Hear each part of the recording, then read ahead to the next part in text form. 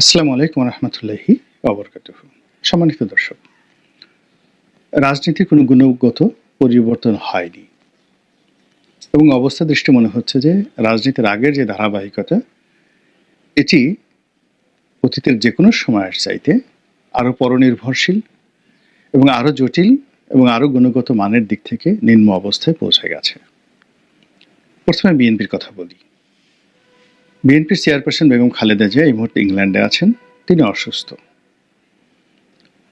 এবং সত্যিকার অর্থে অসুস্থ, এবং তার যে বয়স, শরীর এবং তার শরীরে যে সকল ব্যথা বেদনা কিংবা রোগ বালাই ভর করেছে, এই বয়সে এখান থেকে আরোগ্য লাভ করে রাষ্ট্র ক্ষমতার সিংহাসনে বসাটা এটা কোনো পার্সেন্টেজের মধ্যে পড়ে না, বরং এটা এতটা অসম্ভব, বলতে গেলে শুয়ের পিছন দিয়ে উট ঢুকানোর মতো একটা অসম্ভব বিষয়।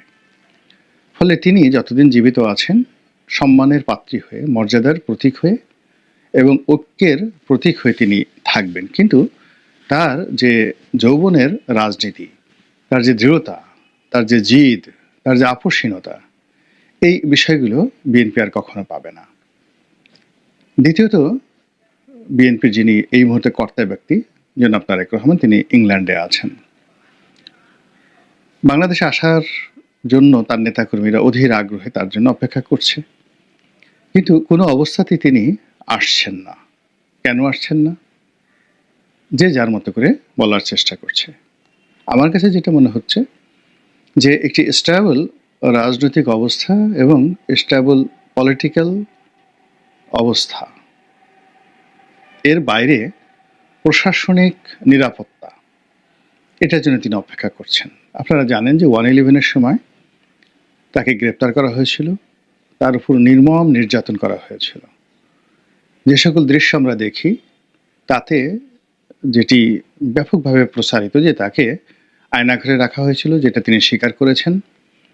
তাকে তৎকালীন ডিজিএফআই তাকে ফ্যানের সঙ্গে টানিয়ে তাকে বেদম প্রহার করেছিল।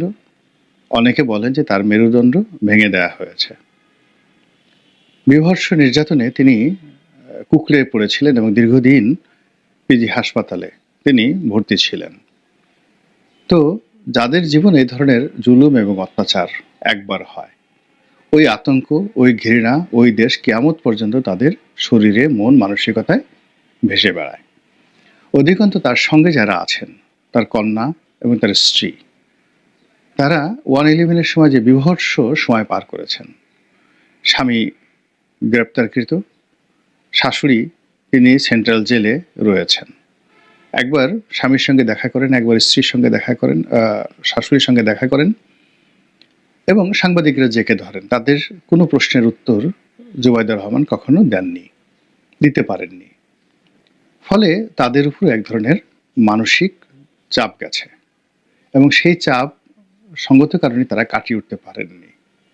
আমরা দেখেছি বেগম জিয়া যখন মরণাপন্ন ছিলেন, ঠিক সেই সময়টিতে তার দ্বিতীয় সন্তান কোকুর স্ত্রী বারবার এসেছেন, শর্মিলা রহমান এসেছেন, কিন্তু জুবাইদুর রহমান বাংলাদেশে আসেননি বা আসার মতো পরিবেশ তিনি অনুভব করেননি। এর কারণ হলো ওই যে তার যে ট্রমা, 111-এর যে ট্রমা, যেটি কুকুর স্ত্রীকে ওইভাবে আকর্ষণ করেনি বা ওইভাবে আঘাত করেনি যেটা জুবাইদুর রহমানকে করেছে। তো সেই ট্রমার কারণে তিনি বেগম জিয়াকে দেখতে আসেননি। আর এখন আওয়ামী লীগ জামানাতে তাদের জন্য বা তাদের পরিবারের জন্য অন্তত একটা জিনিস ছিল, সেটা হলো জেলখানাটা নিরাপদ ছিল, রাষ্ট্রীয় গ্যারান্টি ছিল এবং রাষ্ট্রের অনেকগুলো ইনস্টিটিউশন অ্যাক্টিভ ছিল। সেটা এখন নেই। ফলে এই জমানাতে যারা আমরা ভালো আছি, আল্লাহ আমাদেরকে ভালো রেখেছেন, আর যারা ভালো নেই তারাও আল্লাহর কাছে সাহায্য চাচ্ছেন। কোনো বান্দার কাছে সাহায্য চাওয়ার মতো অবস্থা এখন আর বাংলাদেশে নেই। ফলে তারেক রহমান সাহেব এবং তার পরিবার বাংলাদেশে আসতে পারছে না। ফলে বিএনপি রাজনীতি তস নস, ভ্যাবা স্যাকা, এলোমেলো, কটর মটর, লডর বডর সবকিছু হয়ে গেছে। তিনি লন্ডনে বসে চেষ্টা করছেন নিয়ন্ত্রণ করার জন্য, কমিটি বাদ করছেন, বহিষ্কার করছেন, হুমকি দিচ্ছেন, ধামকি দিচ্ছেন, কিন্তু কাজের কাজ কিছুই হচ্ছে না, বরং বিশৃঙ্খলা আরও বেড়ে যাচ্ছে। তো এর মধ্যে যারা অপকর্ম করছেন তারা একটা ভাগে বিভক্ত হয়ে ধরো মারো খাও, এবং ওই রাক্ষসের সে হাউ মাউ খাও, আমরা ছোটকালে পড়েছি ওইরকম একটা নীতি নিয়ে যতদিন পারো ধরো মারো খাও, ভবিষ্যতে কি হবে ভবিষ্যতের ব্যাপার ভবিষ্যতের উপর ছেড়ে দাও। তারপরে টাকা নিয়ে যদি পরিস্থিতি খারাপ হয়ে যায় বাংলাদেশ থেকে আওয়ামী লীগের মতো পালিয়ে যাও, বিএনপির 111-এর পরে যে সকল নেতারা পালিয়ে গেছেন তাদের মতো পালিয়ে যাও, আর বিদেশে গিয়ে পায়ের উপর পা তুলে পোলাও খাও, কুরমা খাও, বিরিয়ানি খাও। তো এই যে মন মানসিকতা, এটার একটা বিরাট অংশ এইভাবে কাজ করছে। 2 নম্বর হলো যে দলীয় পদ পদবি, অর্থাৎ কেউ নমিনেশন চাচ্ছেন, কেউ মন্ত্রী হতে চাচ্ছেন, কেউ মেয়র হতে চাচ্ছেন, কেউ দলের বড় কোনো পদ পদবি চাচ্ছেন, এরকম লোকের সংখ্যা ধরুন দলের মধ্যে আছে 1000 খানেক। তো এই মানুষগুলো তাদের ভাগ্যের উন্নয়নের জন্য তারা বিদেশে লন্ডনে গিয়ে বসে আছেন। এখন অতীতের যে কোনো সময় সে তারেক রহমান সাহেবের ব্যস্ততা বেড়ে গেছে, ফলে লন্ডনে গিয়ে তারা দিনের পর দিন কখনো মাসের পর মাস বসে অপেক্ষা করছেন, এবং তারেক রহমান সাহেবের সঙ্গে একটা ফটো তুলে তারপরে ফেসবুকে দিয়ে এরপরে তারা স্বস্তি নিয়ে বাংলাদেশে ফিরে আসছেন। এরকম নেতার সংখ্যা অসংখ্য। 1। 2 নম্বর হলো যে যেহেতু এখন দল ক্ষমতায়, এখন বড় বড় নেতাদের বিরুদ্ধে তারেক রহমান সাহেবের কাছে নানা রকম অভিযোগ আছে। যেমন ধরেন একজনের নাম ধলা। তো ধলা একজন বড় নেতা, ধলার কর্মীরা বিভিন্ন এলাকাতে মারামারি করছে, তো মারামারি করছে, কাটাকাটি করছে। আর ধলার অপোজিট নেতা, তার নাম কলা। এখন কলা আবার করলো কি, তার নেতার কাছে, তারেক রহমান সাহেবের কাছে ধলার বিরুদ্ধে অভিযোগ করলো যে ধলার লোক পুরো সাইদাবাদ খেয়ে ফেলছে। আবার ধলার যারা লোকজন আছেন বা ধলার নিচে কলার বিরুদ্ধে অভিযোগ করলো যে এখানে অন্য কোনো বিষয় না, এলাকাতে আমরা শান্তি শৃঙ্খলা বজায় রেখেছি এবং মিস্টার কলা এখানে আসতে পারেন না, আমরা ব্যারিকেড দিয়ে রেখেছি, এজন্য আমাদের বিরুদ্ধে তিনি আপনার কাছে বলেছেন। ফলে এই ধলা কলার ছলা কলায় জনাব তারেক রহমানের নাক কান পঞ্চ ইন্দ্রিয় ঝালাপালা হয়ে গেছে, এবং দিন শেষে তিনি সবার সঙ্গে রাগ করছেন, অভিমান করছেন। আবার এই অভিমান করার জন্য ধলা কলা ছলা কলার বস্তা ভরে আবার তারা লন্ডনে পাড়ি দিচ্ছেন। তো এই গেল বিএনপির অবস্থা লন্ডন কেন্দ্রিক। শেখ হাসিনার যারা লোকজন এরা আবার দিল্লি কেন্দ্রিক, অর্থাৎ শেখ হাসিনাকে বাদ দিয়ে একটা রিফাইন্ড আওয়ামী লীগ হবে এরকম যে কথাবার্তা হচ্ছিল, এটা কেউ সাহস পাচ্ছে না, এটা হবে না। এই কারণ হলো আওয়ামী লীগের জমানাতে বা 111-এর জমানাতে এই যারা সংস্কারবাদী ছিল তাদের যে কি দুর্ভোগ এবং দুর্দশা হয়েছে। আওয়ামী লীগ এবং বিএনপি উভয় দলই সামরিক শাসনের জাতাকলে পড়ে দলকে রিফাইন করার জন্য আওয়ামী লীগের সবচেয়ে সেরা, যেমন সুরেনজিৎ সেনগুপ্ত, তোফায়েল আহমেদ, আমির হোসেন আমু, যাদেরকে সংক্ষেপে র্যাড বলা হতো, তাদের সঙ্গে জনাব সাবির হোসেন চৌধুরী, বগুড়া আব্দুল মান্নান সাহেব, তারপরে শেষে আখম জাহাঙ্গীর হোসেন সাহেব, মাহমুদুর রহমান মান্না সাহেব থেকে শুরু করে, মানে শেখ হাসিনা রিক্রুট করা সবচেয়ে মেধাবী যারা লোকজন তারা, এবং বঙ্গবন্ধুর হাতের রিক্রুট করা মেধাবী লোকগুলো সব শেখ হাসিনাকে মাইনাস করার চেষ্টা করেছে, কিন্তু হয়নি।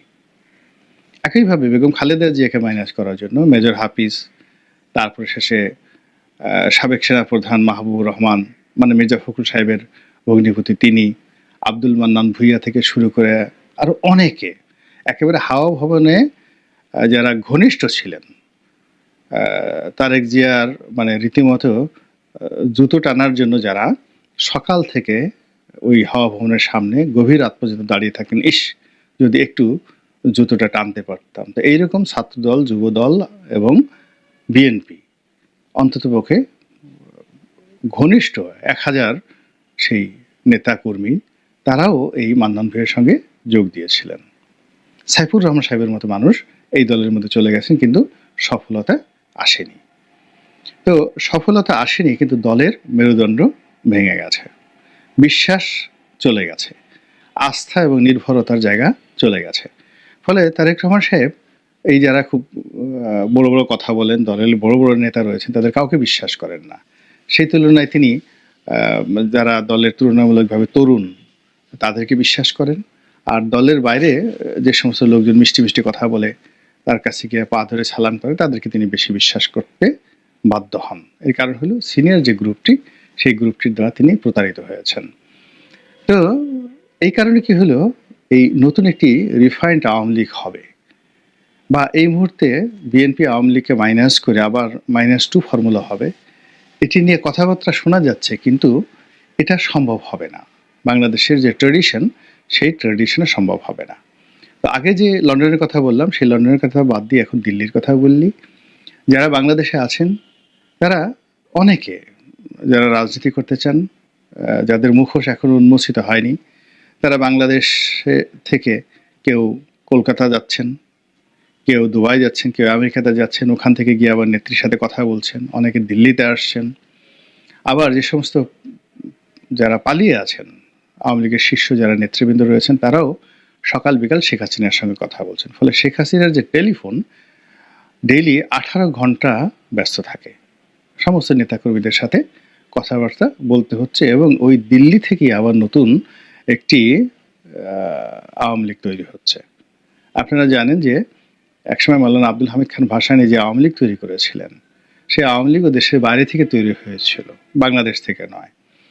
তো যাই হোক, এখন নতুন করে যে আওয়ামী লীগ তৈরি হচ্ছে, এটাও ৭৫-এর 15ই আগস্টের পরে যেভাবে আওয়ামী লীগের সমস্ত কর্মকাণ্ড দিল্লি থেকে পরিচালিত হতো, বাংলাদেশের জিয়াউর রহমান সাহেব অনেক চেষ্টা করেছেন আব্দুর রাজ্জাক সাহেবকে দিয়ে, ডক্টর কামাল হোসেন সাহেবকে দিয়ে, আব্দুল মালিক উকিল সাহেবকে দিয়ে, তারপর শেষে টাঙ্গাইলের আব্দুল মান্নান সাহেবকে দিয়ে বিকল্প আওয়ামী লীগ গড়ে তোলার, কিন্তু শেখ হাসিনার কাছে আর এটা হয়নি। শেখ হাসিনা যখন এলেন, তখন এটা এক প্রাণ ফিরে পেল, এবং এই যে টোটাল ফরমেশন, এটা দিল্লি থেকে হয়েছে। আবার ১/১১-র আগে ২০০৮ সনে তখন আওয়ামী লীগের যে ত্রাহি ত্রাহি অবস্থা, সেটাও তখন দিল্লি থেকে এটা প্রতিষ্ঠিত হয়ে আসছে। ফলে ভারতের, অর্থাৎ আসাম থেকে মাওলানা আব্দুল হামিদ খান ভাসানী যে আওয়ামী লীগ শুরু করেছিলেন, সেই আওয়ামী লীগের পূর্ণতা দিয়েছিলেন কলকাতা থেকে এসে হোসেন শহীদ সরওয়ার্দী। আবার এই আওয়ামী লীগ যখন বিপদে পড়েছিল, তখন সেই আওয়ামী লীগের পাশে এসে দাঁড়িয়েছিলেন সেই ভারতের যে সরকার, আগরতলাতে এসে। অর্থাৎ 1969-এর গণ অভ্যুত্থানের আগে আগরতলাতে আবার আওয়ামী লীগের পুনর্জন্ম হলো সেই আইয়ুব খানের মার্শালয়ের জমানাতে। এর আগ পর্যন্ত আওয়ামী লীগের অফিস আমিনা রহমান ছাড়া অন্য কেউ বাতি জ্বালানোর মতো ছিল না। কিন্তু এটাকে ফ্লারিশ করার জন্য, যেটাকে আমরা এখন আগরতলা ষড়যন্ত্র মামলা বলি,